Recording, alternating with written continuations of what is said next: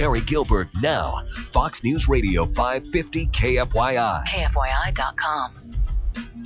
Honey Marques is my special guest, the founder of Arizona Mainstream Project. She's taken on a lot by doing this. She's been very moved over the past 3 years looking at this administration, in particular our President Barack Obama. And she says it appeared obvious that he would lead our country down the path of bigger centralized government. And indeed he has. Indeed he has. Not good for America. We were just talking in the previous half hour before Honey came on the air about the winning ticket. Before I ask you about some of your educational seminars, Honey, who do you see as the winning ticket? Quickly, who should be the GOP president and vice presidential candidate? Yeah, I would vote for a Palin West ticket in a heartbeat. Okay, Palin West. There you go. We got a few votes on that from some folks that called in the previous half hour. Let's talk about some of these educational seminars. Let me just throw out a few, and I'll tell you the one I'm associated with, too, listeners. Here's one: Islam, Doctrines and Ideology, presented by Carl Goldberg. Communism, Diagnosis, Communism, the Deadliest Disease, presented by Brad Zinn. I'm going to be giving a seminar called Don't Shoot the Messenger. In the world of global information and communication, how do you get your news? Who do you trust for the news when we've got so much spin and partial truths out there? This group asked me to come in and talk about what I do and about media, and I agreed. Here's another one: Foreign Policy for the 21st Century by Gene Aldridge, Professor Aldridge. The Constitution kind of 101 or Constitution 1, the invigorating history behind the Constitution and the principles that will serve us as a nation. And there's another one with Steve Twist. He's a very well-known lawyer in the Valley, The Rights of Crime Victims. So how did you come up with these ideas for seminars, and why these to kind of launch it over the summer?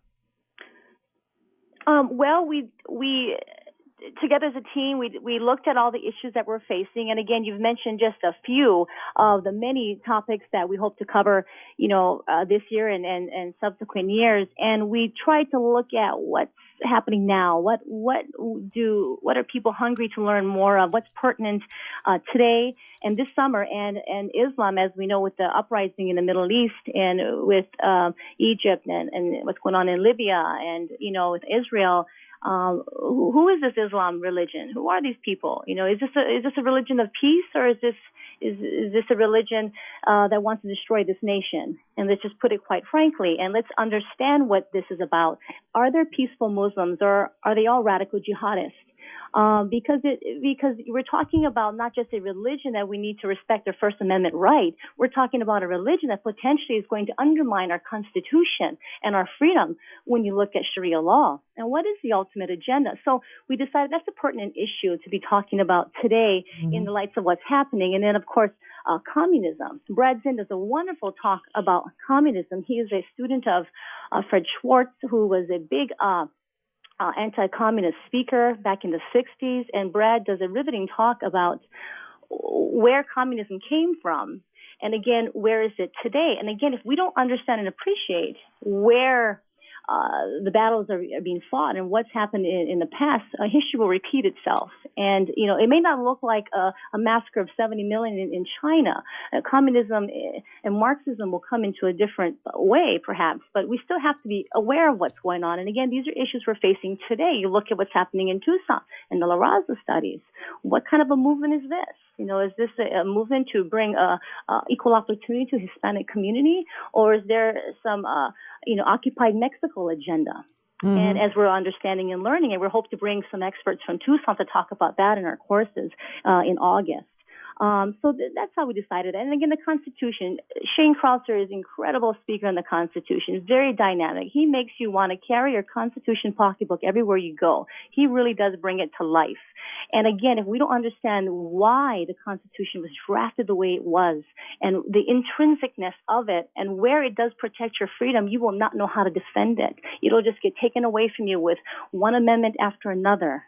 And appeal after appeal. Are you going to have any particular seminars after this fall on this particular administration?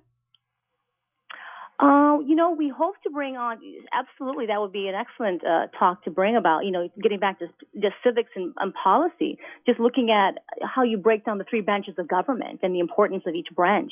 Well, and in particular, I would think why this president thinks he can be very top-heavy in the executive branch. Look at Libya right now. I mean, he's there basically playing Libya the way he wants to play Libya without any concern or even respect for the House and the Senate.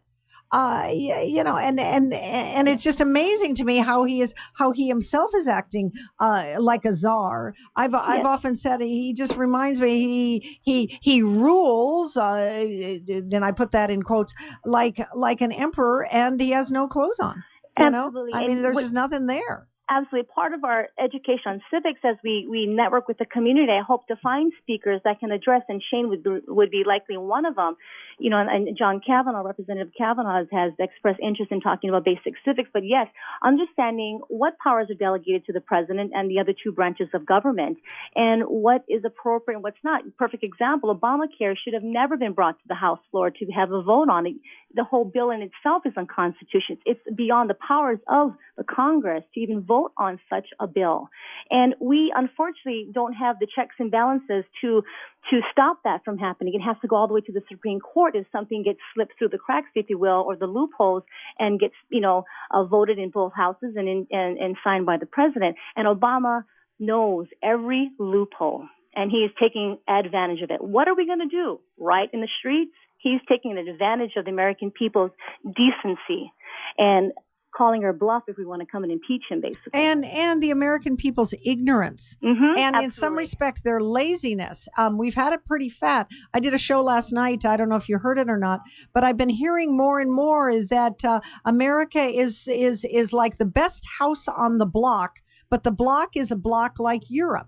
So why are we complaining? We're the best house on the block. It's always good to be the best house on the block. Well, no, not necessarily if that block, and this is kind of the image of real estate, if the block is not the neighborhood you want to have your house in, you want to be the worst house in a nicer neighborhood.